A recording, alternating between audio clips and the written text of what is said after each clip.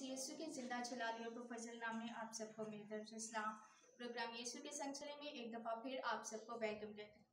दोस्तों आइए मेरे साथ निकालिए खुदाम के जिंदा कलाम में से मुकद्दस लूका रसूल की मार्फत खुदाम यीशु मसीह की लिखवाई गई अंजील उसका 23 बाब उसकी 34 आयत। तो कलाम मुकद्दस में यूँ लिखा है, यीशु ने कहा, ऐ बाप इनको माफ़ कर क्योंकि ये जानते नहीं कि क्या करते हैं। अजीज़ों, 7 सलीबी कलमात इल्मुल हयात की वो 7 घड़ियाँ हैं जब खुदा ताला की इंसान से मोहब्बत का इजहार होता है, जब खुदा ताला इंसान से अपनी ही मखलूक से उल्फत का इजहार करते हैं। और इसी कलमे में हमें खुदाम यीशु मसीह के बारे में पता चलता है कि खुदाम यीशु मसीह जिंदा खुदा के बेटे हैं। और दोस्तों इस कलमे को हम 3 हिस्सों में डिवाइड करेंगे और इसको सीखेंगे। पहला हिस्सा है यीशु ने कहा, ऐ बाप। दूसरा हिस्सा है इनको मुआफ़ कर। तीसरा हिस्सा है क्योंकि ये जानते नहीं कि क्या करते हैं। तो आइए दोस्तों पहले हिस्से पर गौर करते हैं जो है यीशु ने कहा, ऐ बाप।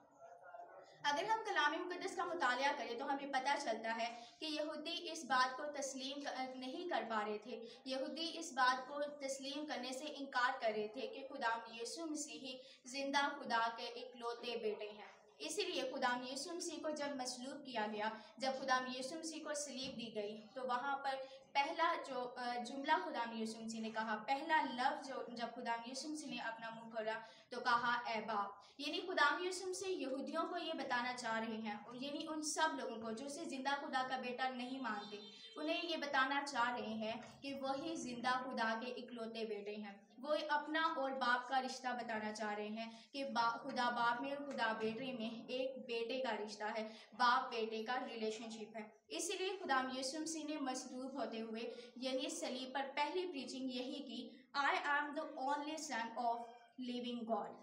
और अजीज़ों, बाइबल मुकद्दस हमें बेशुमार हवाले जात बताती है और खुदा बाप और बेटे की गवाही शामिल है कि इनसे साफ जाहिर होता है खुदावन यीशु मसीह जिंदा खुदा के इकलौते बेटे हैं। और अगर हम मुकद्दस मत्ती रसूल की मार्फत खुदावन यीशु मसीह की लिखवाई गई अंजील उसका 16 बाब उसकी 13 आयत का मुतालिया करें तो हमें पता चलता है वहाँ पर एक वाक़या है जब खुदावन यीशु मसीह ने अपने शागिर्दों से पूछा कि लोग मुझे क्या कहते हैं। तो शागिर्दों ने खुदावन यीशु मसीह को बताया कि बाज़ यूहन्ना बपतिस्मा देने वाला, बाज़ कहते हैं एलिया, बाज़ कहते हैं यिर्मयाह और बाज़ कहते हैं कि नबियों में से कोई। लेकिन खुदाम यीशु मसीह ने अपने शागिर्दों से पूछा कि तुम मुझे क्या कहते हो। तब शागिर्दों ने यानी मुकद्दस पतरस ने खुदाम यीशु मसीह से कहा कि तू जिंदा खुदा का बेटा मसीह है। तब खुदाम यीशु मसीह ने मुकद्दस पतरस को एक बात कही और कहा, मुबारक है तू शमौन बर यूना, क्योंकि ये बात गोश्त और खून ने नहीं बल्कि मेरे बाप ने जो आसमान पर है तुझ पर जाहिर की। यानी इस हवाले में खुदाम यीशु अपने शागिर्दों पर ये बात जाहिर करते हैं कि आसमान पर जो खुदा है वो खुदावन यीशु का बाप है, यानी मसीह में वो हमारा भी आसमानी बाप है। और वो शागिर्दों को और लोगों को, यहूदियों को ये बताना चाह रहे हैं कि बाप और के खुदावन यीशु मसीह में और खुदा बाप में एक रिश्ता है, वो है बाप और बेटे का।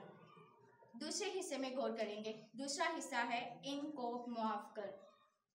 आमतौर पर पहले कलमे को मुआफ़ी का कलमा यानी बख्शिश का कलमा कहा जाता है, क्योंकि इस कलमे में खुदाम यीशु मसीह अपने सताने वालों के लिए खुदा बाप से मुआफ़ी की इल्तिजा करते हैं, खुदा बाप के हजूर उनके लिए बख्शिश की शफायत करते हैं।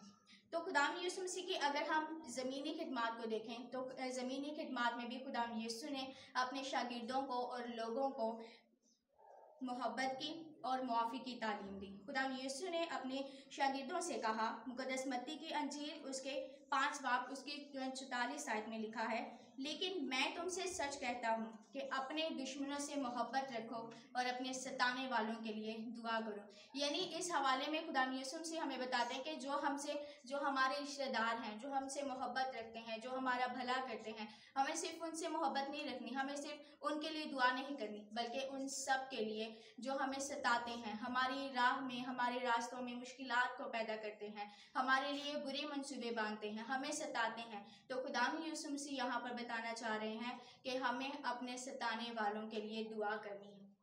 और अगर हम मुकद्दस मत्ती की अंजील उसके 5 बाब उसके 23 और 24 आयत में देखें तो वहाँ पर लिखा है, बस अगर तू कुर्बानगाह पर अपनी नज़र गुजरानता हो और वहाँ तुझे याद आए कि मेरे भाई को मुझसे शिकायत है, तो वहीं कुर्बानगाह के आगे अपनी नज़र छोड़ दे और जाकर पहले अपने भाई से मिलाप कर, तब आकर अपनी नज़र गुजरान।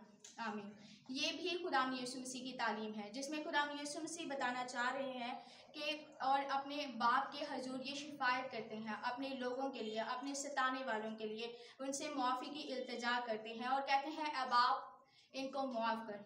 यानी खुदाम यीशु मसीह यहाँ पर बता रहे हैं कि उनको याद था उन्होंने क्या तालीम दी, अपने शागिर्दों को, लोगों को उन्होंने क्या तालीम दी, और सिर्फ कहा नहीं बल्कि अमलन करके भी दिखाया, और करके ये बेहतरीन हमें नमूना दिया कि हमें अपने सताने वालों से मोहब्बत रखनी है, अपने दुश्मनों से मोहब्बत रखनी है और अपने सताने वालों के लिए दुआ करनी है। तो इसी तरह खुदा यीशु मसीह के कौलो फ़ेल में बेहतरीन मुताकबत भी इस कलमे में पाई जाती है। मुक़द्दस पौलुस रसूल अपने ख़त में लिखते हुए कहते हैं, वैसा ही मिजाज रखो जैसा मसीह यीशु का भी था। यानी इसीलिए हम पर ये लाजिम है कि जब खुदा यीशु मसीह ने अपने सताने वालों से मोहब्बत रखी, अपने सताने वालों के लिए दुआ की, यहाँ तक कि सलीब पर भी अपने बाप के हजूर पहला जुमला यही कहा कि ए बाप इनको माफ़ कर। तो हमें भी यही चाहिए कि हम अपने सताने वालों के लिए दुआ करें और अपने दुश्मनों से मोहब्बत रखें, कि तब ही, अगर हम ऐसा नहीं करते तो हम खुदा यीशु मसीह के पैरोकार नहीं हैं। लेकिन हमें चाहिए कि हम खुदा यीशु मसीह की तालीमात पर अमल करें। जो तीसरा हिस्सा है वो है, क्योंकि ये नहीं जानते कि क्या करते हैं। कलमे का ये हिस्सा दलील की सूरत में पेश किया गया, और ये जुमला खुदाम यीशु मसीह को एक वकील की सूरत में पेश करता है। खुदाम यीशु मसीह सलीब पर अपने बाप के हजूर शिफायत करते हैं, ए बाप इनको मुआफ़ कर दे, और दलील ये पेश करते हैं कि ये नहीं जानते कि क्या करते हैं। यानी खुदाम यीशु मसीह ये बाप से कहते हैं कि अगर इनको पता होता कि मैं कौन हूँ, अगर इनको पता होता कि मैं ज़िंदा खुदा का बेटा हूँ, अगर इनको पता होता कि मैं निजात दहिंदा हूँ, मैं इनकी निजात हूँ, तो ये मुझे कभी मसलूब ना करते। यीशु मसीह ये दलील खुदा बाप के हजूर पेश करते हैं, और खुदा बाप को खुदा यीशु की ये दलील पसंद है। लाइल्मी एक सबब बन गई, एक वजह बन गई मुआफ़ी की। अमाल की किताब अमाल की किताब में मुक़द्दस पतरस अपने वाज में लिखते हुए कहते हैं, तुमने जो किया लाइल्मी में किया, कम ज़र्फ़ी में किया, तुम यीशु को नहीं पहचानते इसलिए किया। अब अगर मैं आपसे पूछूं कि क्या आप खुदा यीशु मसीह को जानते हैं, तो यकीनन आपका जवाब होगा हाँ। बेशक हम खुदा यीशु मसीह को जानते हैं और हम खुदा यीशु मसीह को पहचानते हैं, लेकिन उन्होंने इसलिए ये किया कि वो नहीं जानते थे।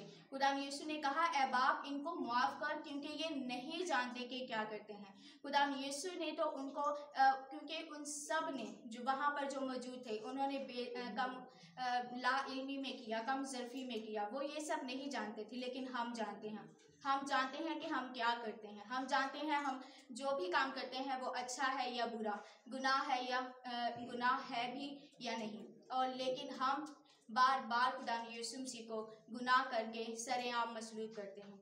और खुदा यीशु ने कहा ये नहीं जानते कि क्या करते हैं, लेकिन हम जानते हैं कि हम क्या करते हैं, इसलिए हम ज़्यादा हकदार हैं। So we are more responsible, हम ज़्यादा सज़ा के हकदार हैं, क्योंकि वो नहीं जानते थे लेकिन हम जानते हैं। ये कलमा हमें ये सिखाता है कि यीशु ही ज़िंदा खुदा का बेटा है, और हमें खुदा यीशु के नक्शे कदम पर चलना है। और अगर हम खुदा यीशु मसीह को अपना निजात दहिंदा कबूल करते हैं तो खुदा यीशु मसीह हमारी निजात बनते हैं, और बेशक खुदा यीशु ही बाप तक रसाई का एक वाहिद ज़रिया है। अगर हम नहीं जानते तो हमें ये जानने की ज़रूरत है कि खुदावन यीशु ही हमारा निजात दहिंदा है। खुदावन आपको और मुझे इस कलाम पर अमल करने की तौफीक अता करें।